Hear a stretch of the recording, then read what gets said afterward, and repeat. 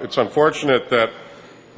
my colleague from the 12th District, the Majority Leader, is in the back with the press, because the statement I'm about to make would be aimed basically at the Majority Leader,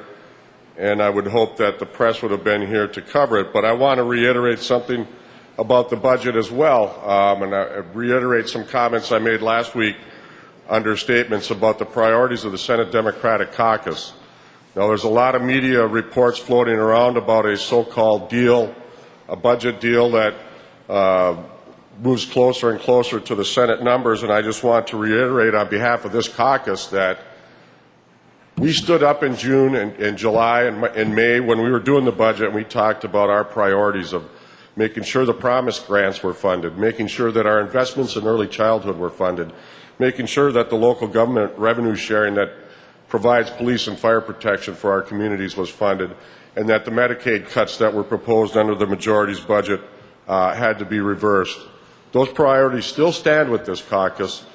regardless of any deal that's cut in the back room with the promise of some magical revenue appearing after the budget is put to bed. This caucus will not support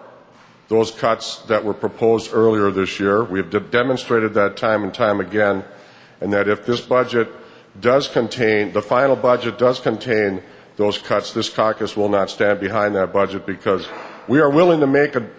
difficult cuts. We are willing to make tough decisions. We're willing to work with all sides to get to a resolution of